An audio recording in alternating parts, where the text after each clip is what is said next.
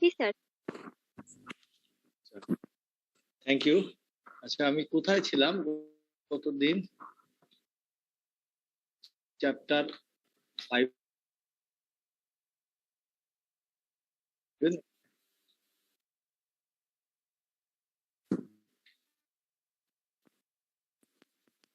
পাচ্ছি।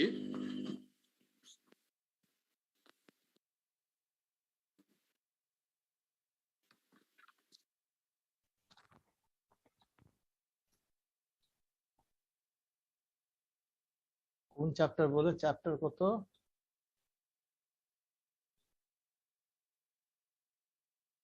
চ্যাপ্টার 6 ছিলাম না? ওকে, চ্যাপ্টার 6 চলে গেছে। আচ্ছা, আবার দেখি।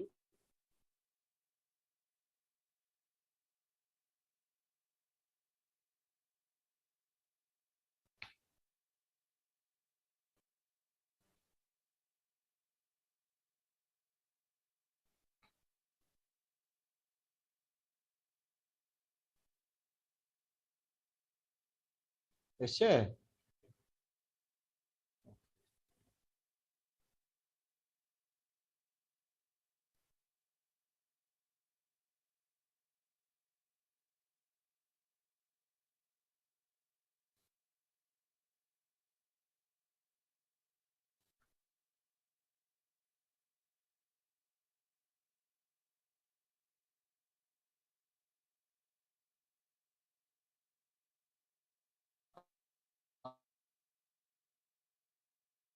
আমরা চ্যাপ্টার 6 এর এই জায়গাগুলো কনভার্টার এই জায়গায় ছিলাম, তাই না?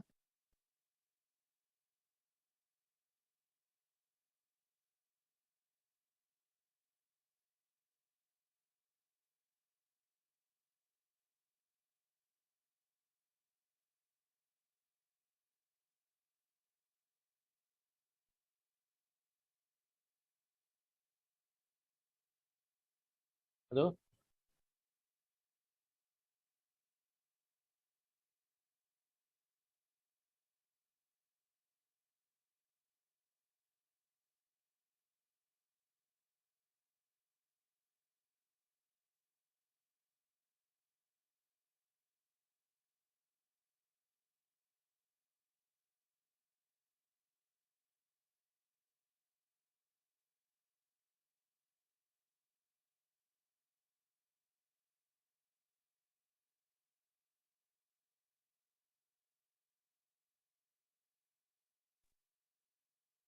স্যার ডিসকানেক্ট হয়ে গেছিল মেবি। স্যারের মনে হয় নেট সমস্যা।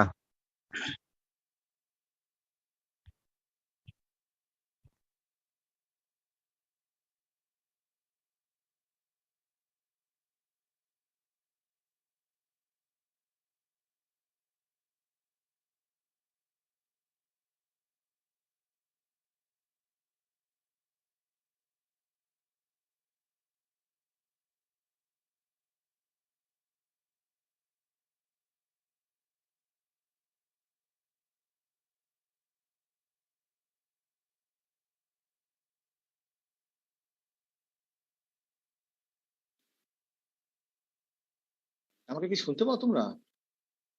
হ্যালো, ওকে। তো এটা ছিল আমাদের যে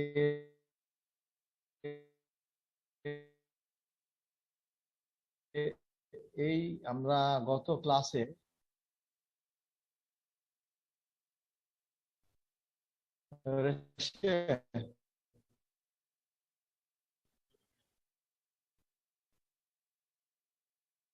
স্ক্রিন আসছে?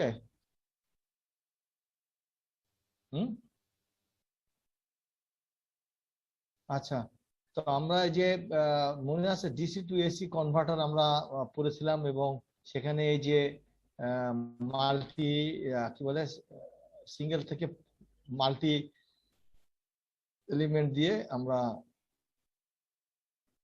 দেখেছিলাম এইগুলো, এবং এই যে ফিগার গুলো মনে করতে পারতো না? 3 ফেজ ইনভার্টার আর কি, এটা পরে দেখেছি। এই ফিগার এটাও দেখেছি। আমরা প্রথমে ছিলাম সিঙ্গেল ফেজ, তারপরে ওটাই রিপিট করে জাস্ট 3 ফেজ ইনভার্টার এখানে দেখানো হয়েছিল। এরপরে আমরা এটাও পড়েছিলাম, বিভিন্ন কন্ডাকশন গুলো বিভিন্ন ফেজের। তারপরে ওই আর ইকুইভ্যালেন্ট হচ্ছে যখন এখানে কন্ডাকশনের যে ইয়েগুলো ছিল, বিভিন্ন রকমের কন্ডাকশন হচ্ছে, তখন বিভিন্ন সময় বিভিন্ন এখান থেকে যে এই যে রেজিস্ট্যান্স গুলো আছে, সেই রেজিস্ট্যান্স গুলো আমাদের এক এক ফেজে এক এক রকমের ইকুইভ্যালেন্ট তৈরি করে। কখনো এটা সিরিজে দুটো প্যারালাল, কখনো এটা প্যারালাল, ওটা ওই ফিগার দেখলে আমরা বুঝতে পারি। এবং সেখান থেকে আমাদের যেমন মোড ওয়ানে ওমেগা টি যখন 0 থেকে π/3, ওই যে টাইমিং ডায়াগ্রাম যেটা দেখাইছি একটু আগে, সেখানে transistor Q1 Q5 Q6 conduct করবে। এবং তখন যদি আমরা দেখি যে তখন আর ইকুইভ্যালেন্ট হবে দুটা প্যারালাল হয়ে, তিনটা আর, তো দুটো আর প্যারালাল হবে এবং একটা আর সিরিজ হবে। দুটো আর প্যারালাল হলে তার ইকুইভ্যালেন্ট হয় R/2, তার সাথে সিরিজ আর যোগ করলে 3R/2 হয়। এবং তখন I1 যে ফেজ কারেন্ট, সেটা হচ্ছে আমাদের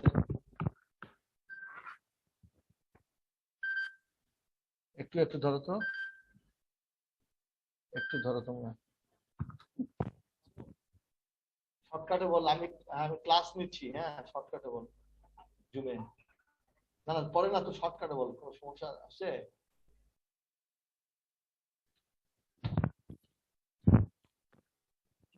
আচ্ছা, হ্যালো।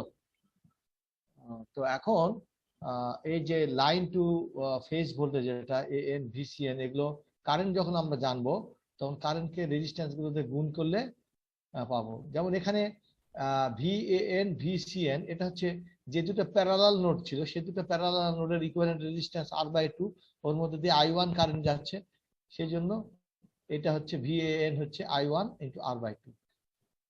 এইভাবে আমরা এই জিনিসগুলো আমরা এগুলো বের করতে পারি। তো এই যে বিভিন্ন সময় যে মোড ওয়ানে বললাম না একটু আগে, কি স্ক্রিন দেখা যাচ্ছে? হ্যাঁ, এই যে একটু আগে আমি বললাম যে দুটা বিভিন্ন মোডে, কেউ এই দুটা প্যারালাল এটা সিরিজ, এই সময় মোড টুতে এই দুটা প্যারালাল এটা সিরিজ, এইখানে এই দুটা প্যারালাল এটা সিরিজ। হ্যাঁ, এখানে কিন্তু BC নোড, এখানে AB নোড, এখানে AC নোড, দেখো এখানে পার্থক্য আছে আর কি। তো এনিওয়ে, সেই জন্য আমাদের এবং ওই সময় যে সমস্ত ভোল্টেজ পাওয়া যাচ্ছে, এই VAN এর ভোল্টেজ, VBN এর ভোল্টেজ, VCN এর ভোল্টেজ, এগুলো এখানে গ্রাফে দেখানো হয়েছে।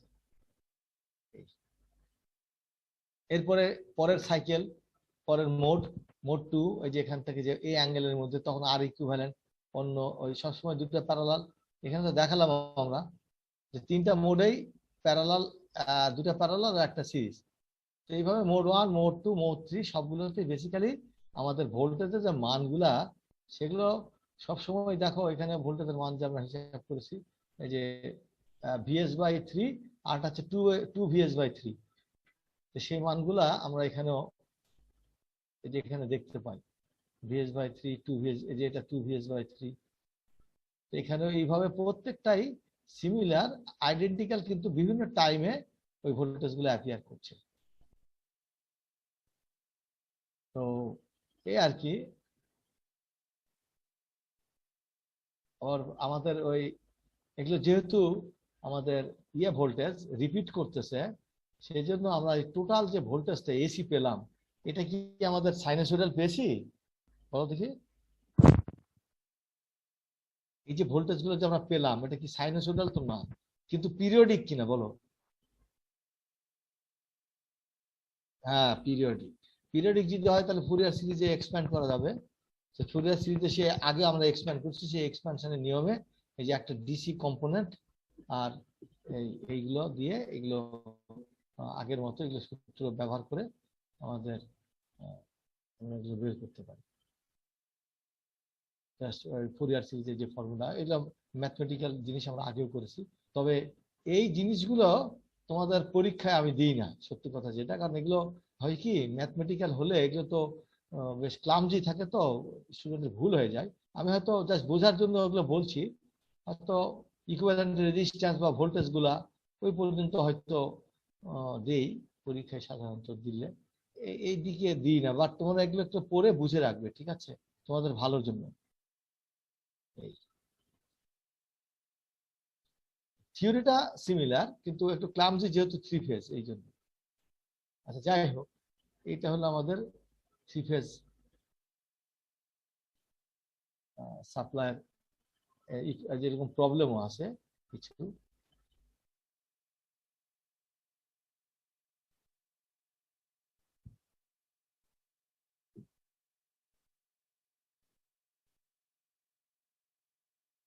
এই মোটামুটি আমাদের চ্যাপ্টার 6, ঠিক আছে। এগুলো শেষ না, এটা বললাম তো, এটা বিশাল কোর্স, এটা 3 সেমিস্টার নিলে একটা পুরা বইটা ঠিক মতন পড়া যায়, 3 সেমিস্টার লাগবে। আমরা বেসিক গুলো পড়ি। তো পড়বে তো, পড়ার কথা যদি বলো, ট্রুলি ওই যে যে পর্যন্ত আমি পড়ালাম, ওই যে ফুরিয়ার সিরিজের যে বিষয়গুলো ওই পর্যন্ত, ওই যে ফুরিয়ার সিরিজ দিয়ে একটু বুঝে রাখবে। আর তবে ফুরিয়ার সিরিজ আমি থ্রি ফেজে দিই না, সিঙ্গেল ফেজে হলে দিই, এখানে অ্যাটলিস্ট পরে একটু বুঝে রাখলে আর কি, ঠিক আছে। স্যার আমরা পালস উইথ মডুলেশন পড়বো না? পালস উইথ মডুলেশন কোন সেকশনে আছে? স্যার একটু আগেই দেখলাম ওইখানে এসি কে কনভার্ট করে পিডব্লিউএম এ কনভার্ট করছিল। পালস, হুম হুম হুম। এর আগে আমরা পিডব্লিউএম পড়েছি না? না স্যার। কোন কোন সেকশনে পিডিএম তো আমি তো পড়াই তো এখানে, এই যে স্যার, এই যে কি এগুলা হয়ে গেল, ওভার মডুলেশন। বুঝলাম না কত কোন জায়গায় পিডব্লিউএম স্যার এই যে পার হয়ে আসলেন কোথায়? মাত্র। এটা তো চ্যাপ্টার 5, চ্যাপ্টার 5 না তো, আমি তো চ্যাপ্টার 6 পড়াচ্ছি।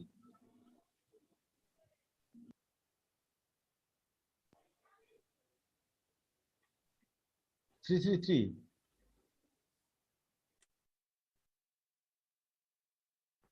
পেজ নাম্বার তো 310, 322, 240।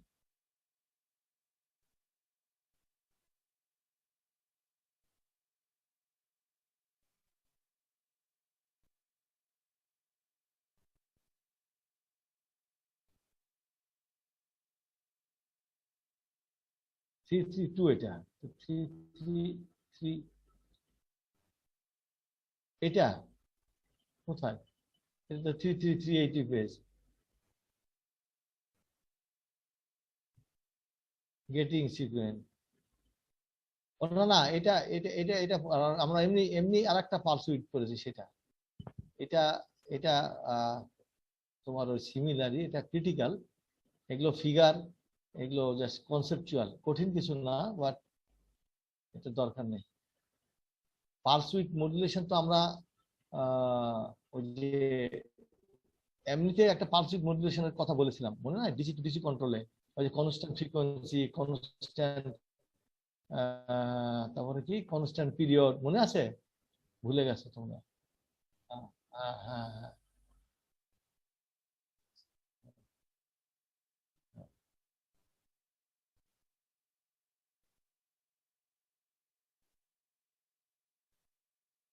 এগুলো এক একটা জিনিস অনেক ডিপ, এটা এক সেমিস্টারের এক কোর্স দিয়ে এটা সম্ভব নয়।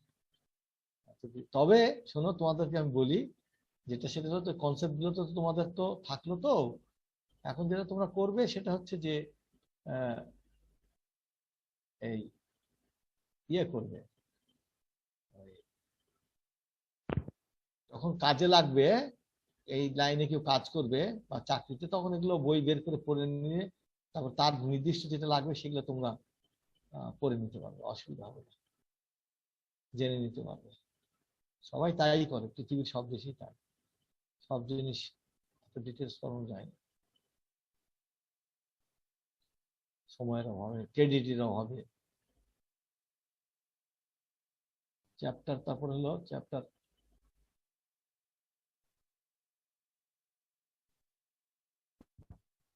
দেখি চ্যাপ্টার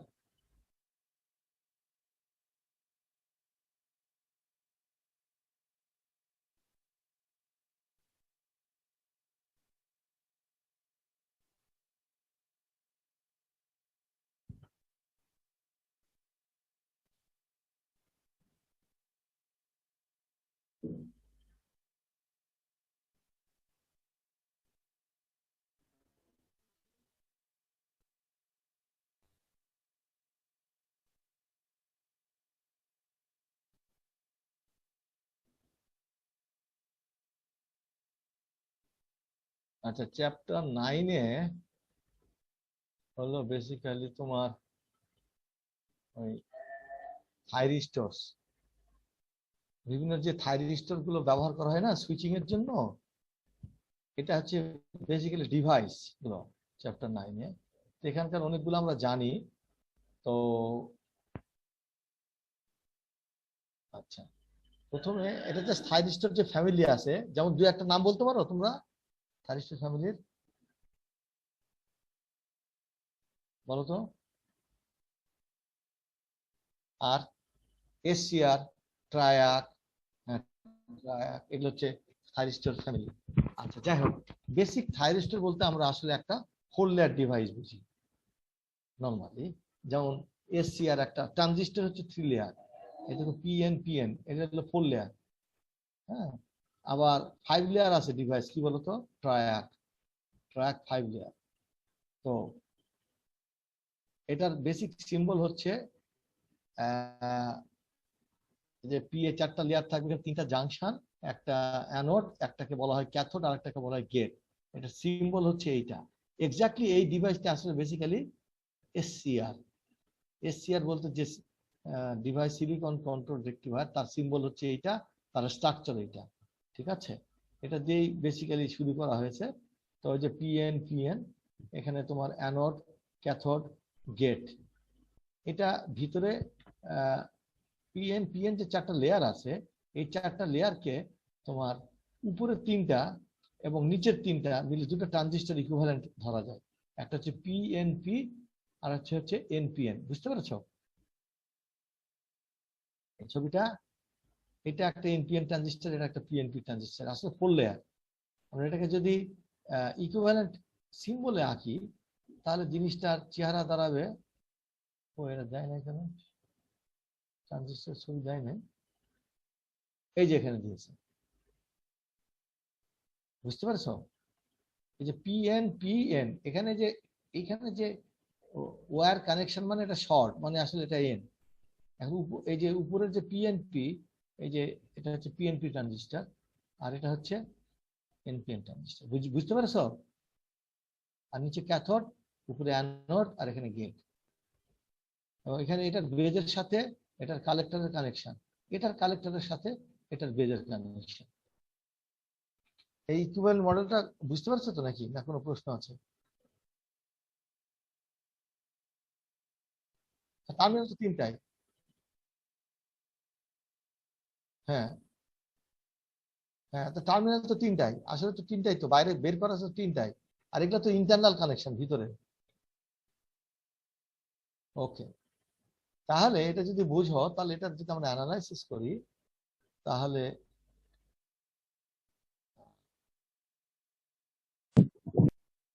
এরকম হয়। এটা এই ডিভাইসটাকে যদি আমরা অ্যানালাইসিস করি, তাহলে এটার ভিআই কার্ভটা কেমন হয় সেটা বুঝতে হবে। ভিআই কার্ভটা সেটা হচ্ছে যে এখানে আমরা যদি একটু জিনিস খেয়াল করো, কোনোভাবে কিন্তু অন করা যাচ্ছে না। আমরা যদি লেয়ারের কথা চিন্তা করি,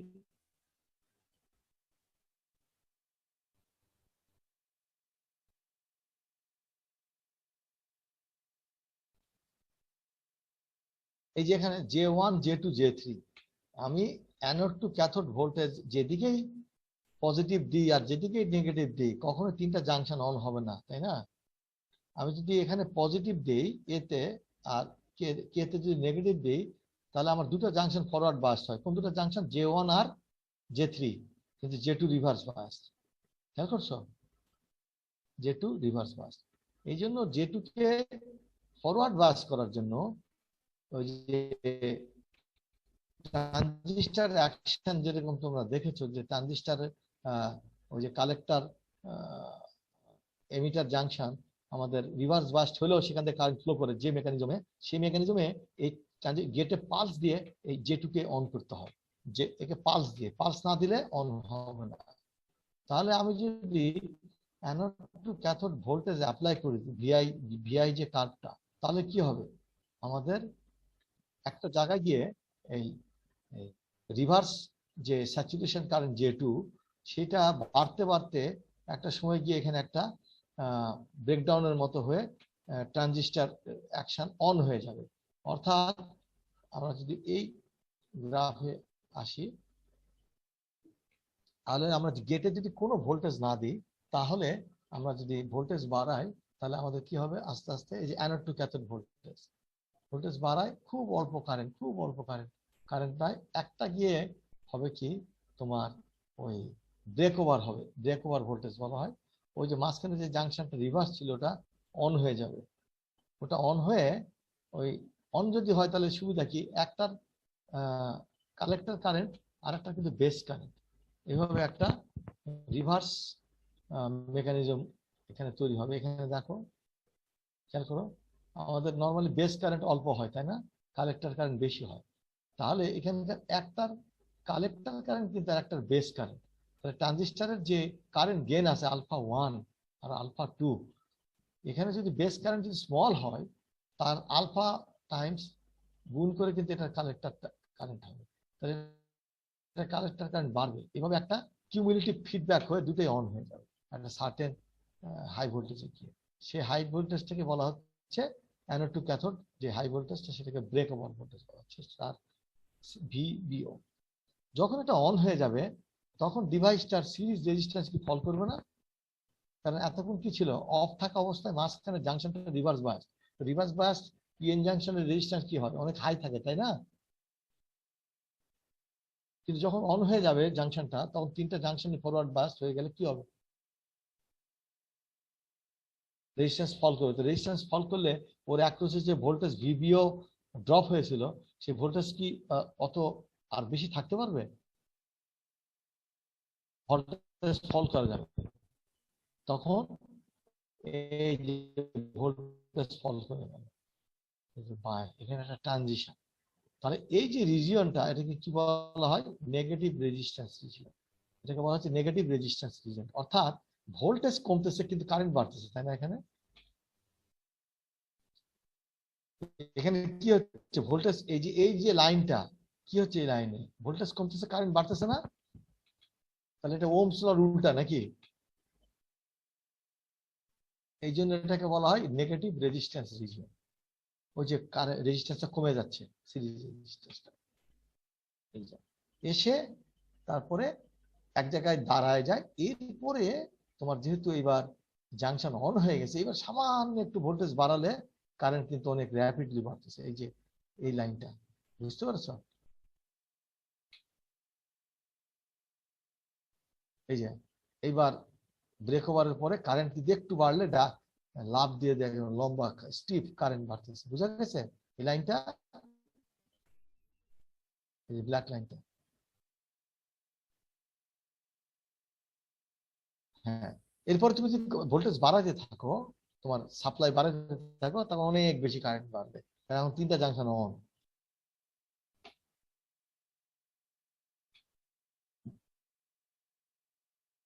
আর রিভার্স কারেন্ট, আর যে তুমি anode to cathode reverse voltage দাও, তাহলে দুটো জাংশন রিভার্স ভোল্টেজ তো, আর একটা ফরওয়ার্ড হয়, তখন ওটা আর ওই অন হইতে পারে না কখনো।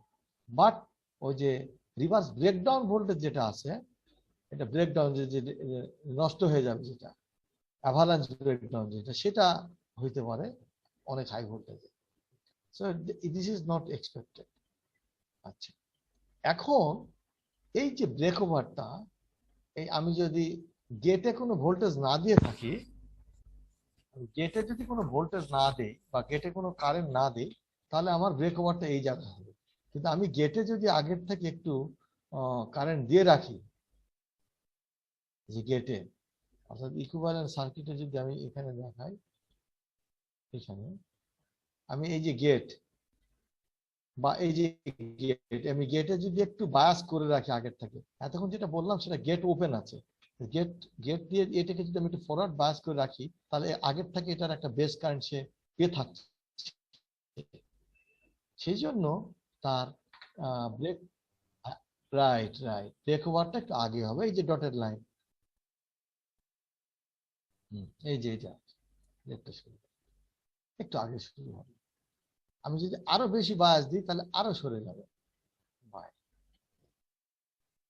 আচ্ছা, এখানে আরেকটা জিনিস দেখো, যে তুমি যদি উল্টা দিকে আসো, ধরো ভোল্টেজ বাড়ালে না, এবার আমি অ্যানোড টু ক্যাথোড ভোল্টেজ ধরো অন হয়ে গেছে, অন হয়ে এই রিজিয়নে আসে, এই যে ফুল অন রিজিয়নে, এবার তুমি যদি উল্টা রিভার্স করো তাহলে কি পাবে? ধরো আমি অ্যানোড টু ক্যাথোড ভোল্টেজ ইয়ে করছি, আবার হ্যাঁ ডিক্রিজ করছি এখন, তাহলে এই লাইন বরাবর সে ব্যাক করবে, করে এইখান থেকে এসে কিন্তু সে আবার এই কালো লাইন বরাবর আসবে না, সে এই পর্যন্ত আসবে, এসে একটা জায়গায় এসে টাচ করে অফ হয়ে যাবে। এই অফ যে হয়ে যাবে, এই অর্থাৎ অ্যানোড টু ক্যাথোড একটা মিনিমাম কারেন্ট তাকে ফ্লো করতে হবে, যেই কারেন্টের নিচে গেলে সে অফ হয়ে যায়, সেই কারেন্টকে বলা হয় হোল্ডিং কারেন্ট। এই যে হোল্ডিং কারেন্ট লেখা আছে, এই যে এই ব্ল্যাক, এই যে খাড়া লাইনটার একদম নিচের যে তলা যে ভ্যালুটা, সেটাকে বলা হচ্ছে IH, এটাকে বলা হয় হোল্ডিং কারেন্ট। ক্লিয়ার? এই কারেন্টের নিচে গেলে থাইরিস্টর অফ হয়ে যাবে, ওই যে আস্তে আস্তে যেমন কমাতে থাকবে। আর সে যে জায়গায়, আর ফরওয়ার্ড ব্রেক ওভার হওয়ার পরে যে জায়গায় সে যায়, যে কারেন্টে গিয়ে সে দাঁড়ায় নেগেটিভ রেজিস্ট্যান্স রিজিয়ন ট্রাভার্স করে, সেই কারেন্টটাকে বলা হয় ল্যাচিং কারেন্ট। এখানে দেখা যাচ্ছে এই মোটামুটি আমাদের সিম্পল যে 4 লেয়ার পিএনপিএন থাইরিস্টর, যেটাকে SCR বলি, তার ক্যারেক্টারিস্টিক্স VI কার্ভটা অমন। ঠিক আছে, এখানে একটা গ্রাফ দেওয়া হয়েছে, এখানে একটা রেজিস্ট্যান্স সিরিজে দিয়ে আমরা যদি টেস্ট করি তাহলে সার্কিটটা এমন হবে।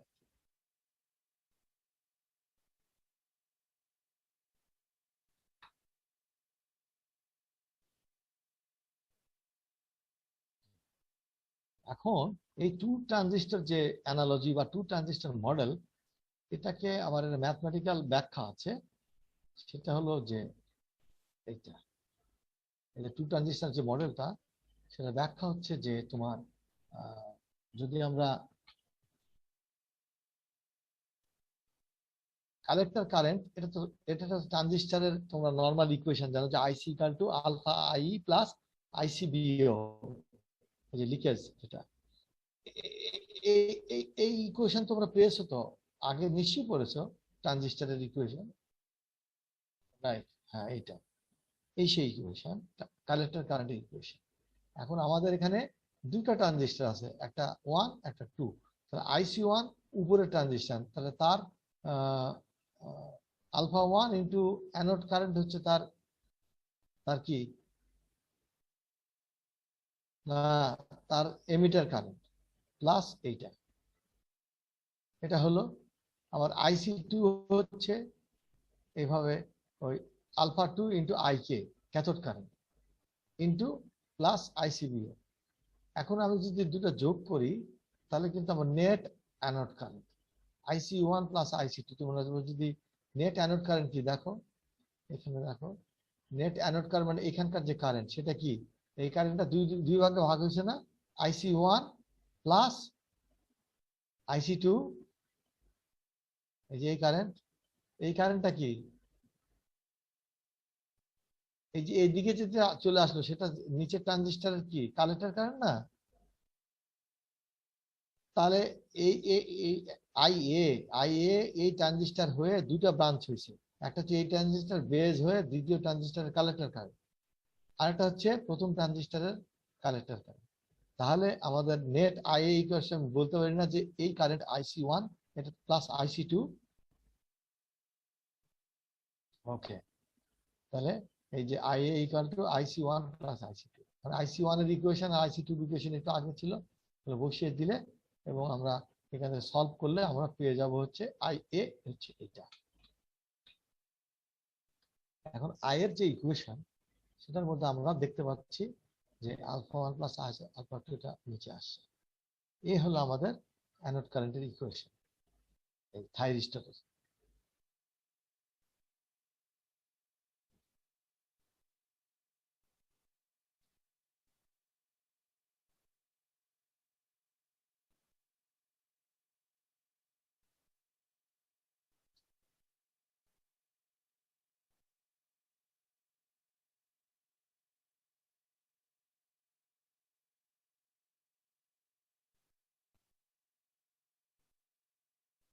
এখানে আবার আরেকটু বিষয় আছে, সেটা হচ্ছে যে তোমরা পড়ে থাকবে যে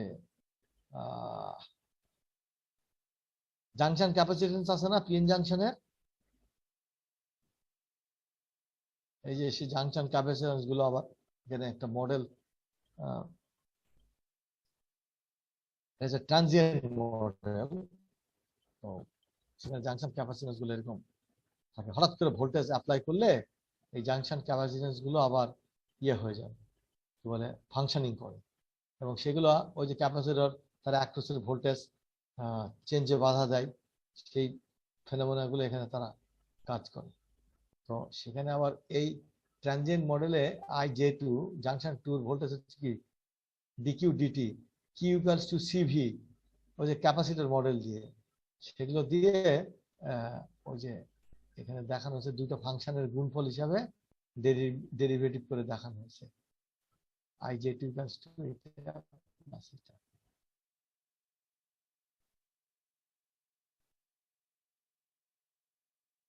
থাইরিস্টর টার্ন অনের অনেকগুলো মেকানিজম আছে। একটা হচ্ছে থার্মালস, ওই যে টেম্পারেচার বাড়লে ওই যে লিকেজ কারেন্ট বাড়ে তোমরা জানো, এবং লিকেজ কারেন্ট বাড়লে কালেক্টর কারেন্ট আবার বাড়বে, এইভাবে α1 এবং α2 ইনক্রিজ করতে থাকে টেম্পারেচার বাড়লে, তখন তারা ফট করে অন হয়ে যেতে পারে। The light is allowed to strike junction of the thyristor, তাহলে ইলেকট্রন হোল পেয়ার তৈরি করে সে অন হয়ে যেতে পারে।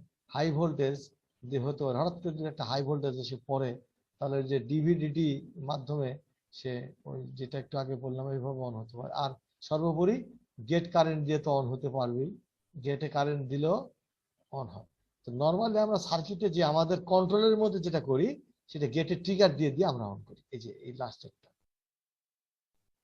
এবং গেট ট্রিগার ভোল্টেজ যদি যে বাড়াইতে থাকি তাহলে আগে অন হবে। দেখছো যে IG1 IG2 IG3 gate current বেশি থেকে বেশি যদি হয় তাহলে আমাদের আরো লেফটে সরে যাচ্ছে, একটু আগে যেটা আমরা পড়লাম।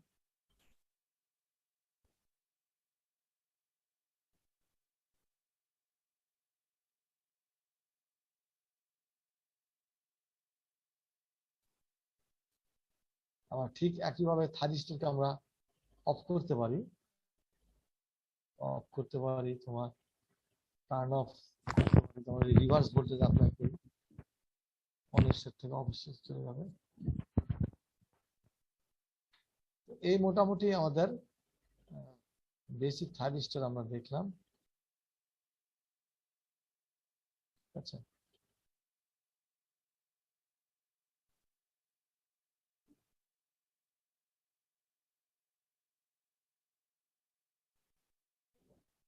তাহলে আমরা ওই এসসিআর এর যে ক্যারেক্টারিস্টিক্স কার্ভটা কেন এরকম হলো সেটা আমরা বুঝলাম। অ্যাপ্লিকেশন গুলো অত দেখতে পারবো না, এখন সময় হবে না। আচ্ছা, থাইরিস্টর গুলো টাইপ আছে, এখানে আছে ফেস কন্ট্রোল থাইরিস্টর, তারপরে বাই ডিরেকশন ফেস কন্ট্রোল, অনেক ধরনের। তারপরে তোমার যে ট্র্যাক আছে, এই যে আমাদের IGCT আছে, অনেক রকমের থাইরিস্টর আছে। GTO আছে, গেট টার্ন, এই যে গেট টার্ন অফ থাইরিস্টর, এগুলো নাম তোমরা হয়তো শুনেছ। তো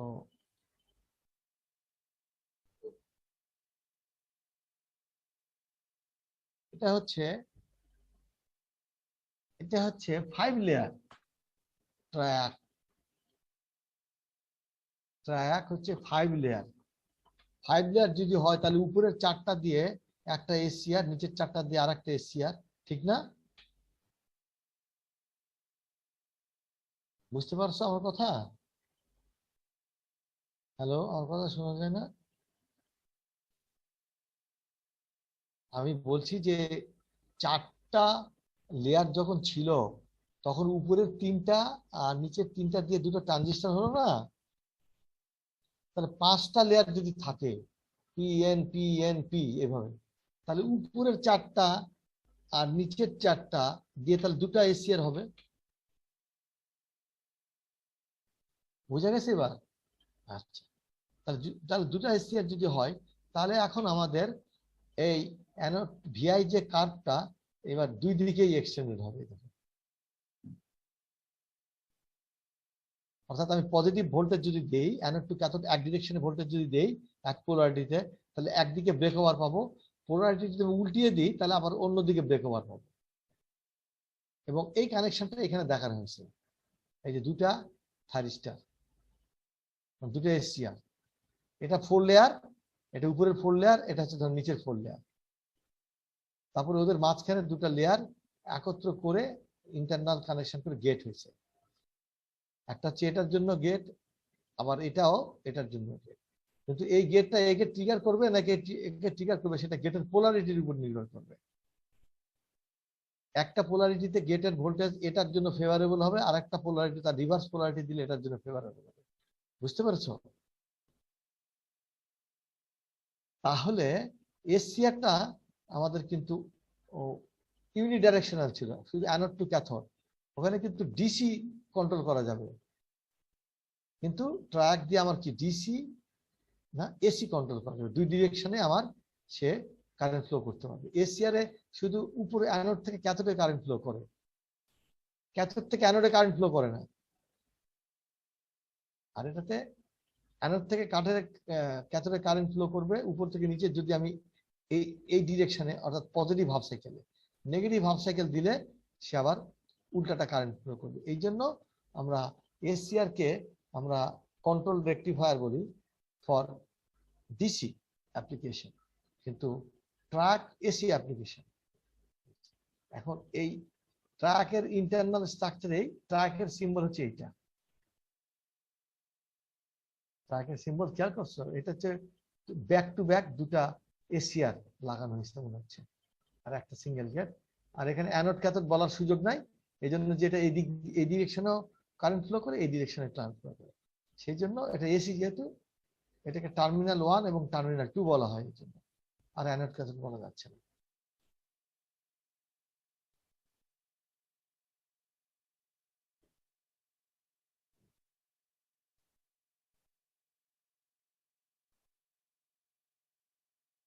এরপরে যে জিটিও আছে, জিটিও স্ট্রাকচারটা এমন এইভাবে।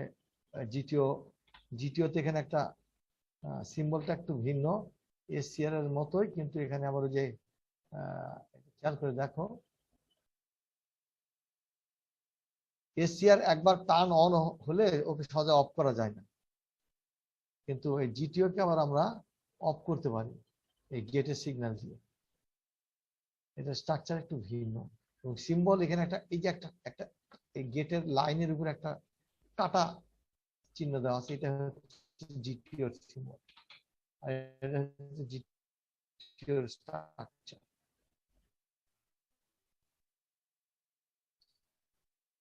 আচ্ছা, এখন তোমার জিটিওর অ্যাডভান্টেজ কয়েকটা আছে।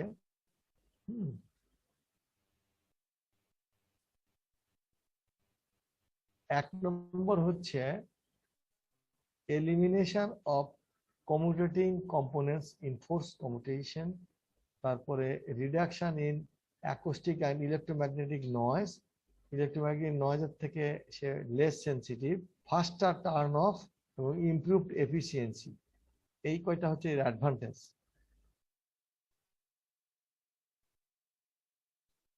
আর বিজেটির সাথে তুলনা করলেও কিছু লো পাওয়ার অ্যাপ্লিকেশন আমরা বিজেটি ইউজ করি, বিজেটির তুলনায় এর তিনটা অ্যাডভান্টেজ আছে, higher blocking capacity, high ratio of peak controllable current, আর হচ্ছে high ratio of peak surge current. এগুলো হলো তার কিছু অ্যাডভান্টেজ। তো যাই হোক, এগুলো বেসিক স্ট্রাকচার এবং আইভি ক্যারেক্টারিস্টিক্স আমরা এটা পড়লাম থাইরিস্টরের। তো থাইরিস্টর ফ্যামিলিতে অনেক কিছুই আছে। ফেড তো তোমরা এমনি জানো, ফিল্ড ইফেক্ট ট্রানজিস্টর পড়ে আসছো না ডিটেলস, সেটা তো তোমরা জানোই। তো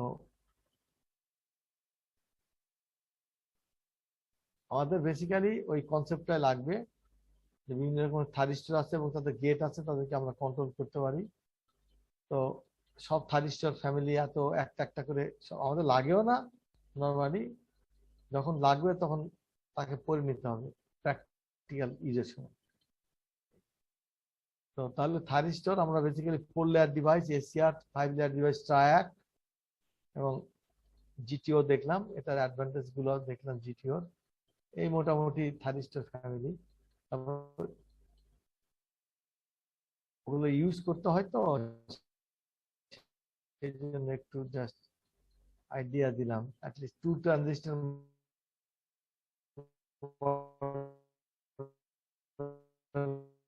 ইম্পর্টেন্ট ছিল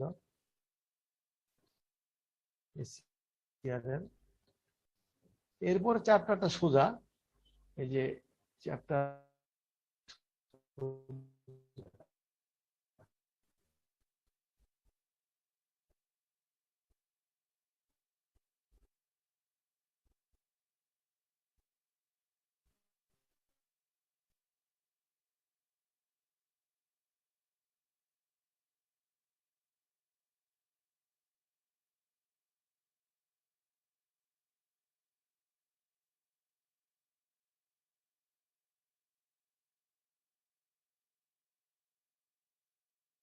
আগের মতোই।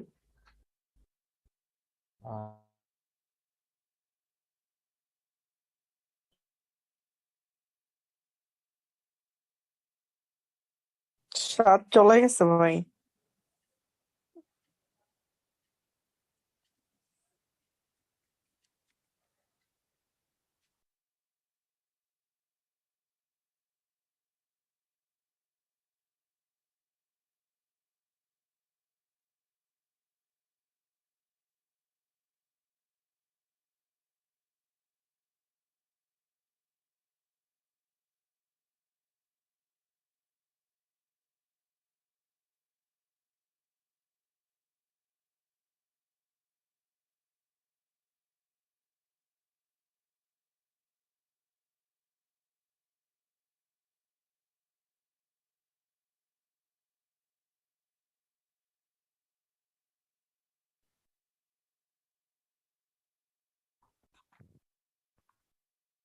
হ্যালো, শোনা যায় আমাকে?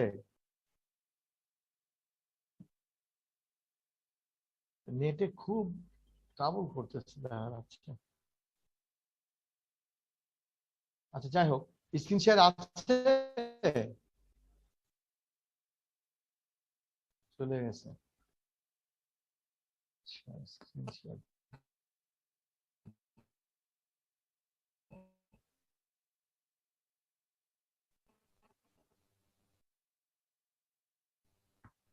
ওই যে নেট আনস্টেবল।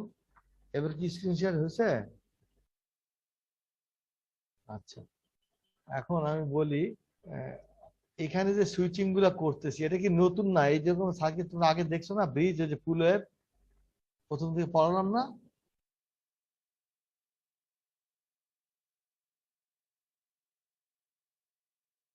মানে চ্যাপ্টার 9 শেষ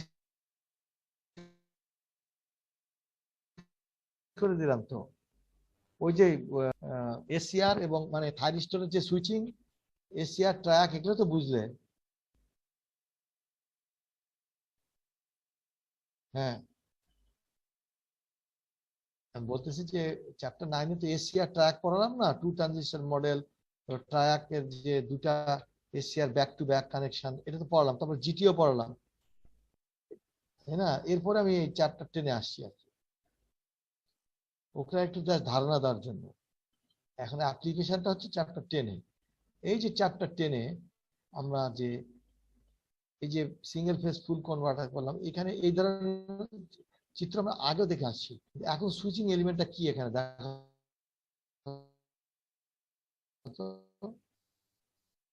কি এটা? এসসিআর।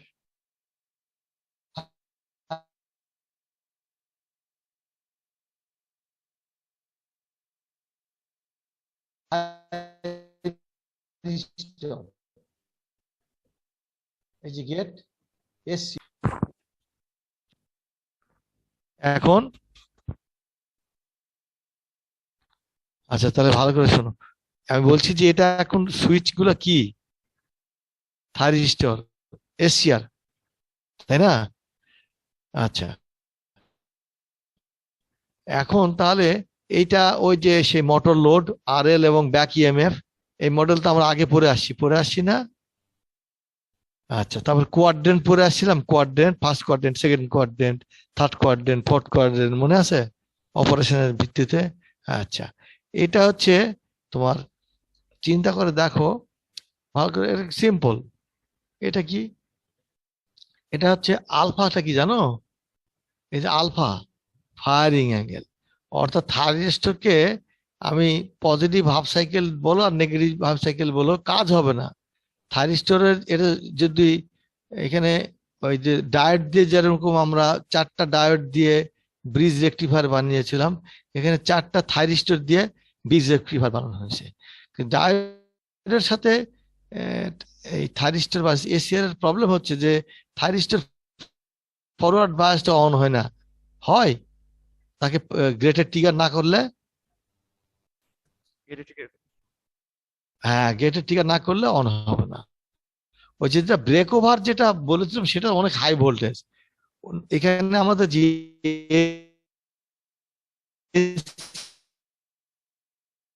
যে আসবে এই যে ট্রান্সফরমারে, এই এসিটা ব্রেক অন করব, এই সেটাই হচ্ছে আলফা।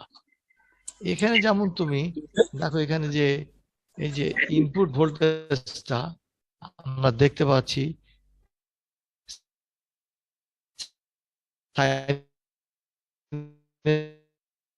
সাইনোসয়েডাল, কিন্তু আমাদের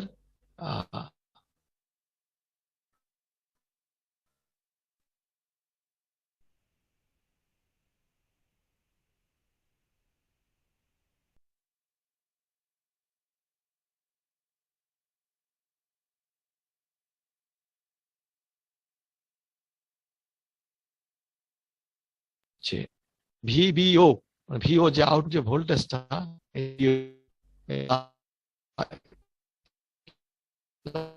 এখানে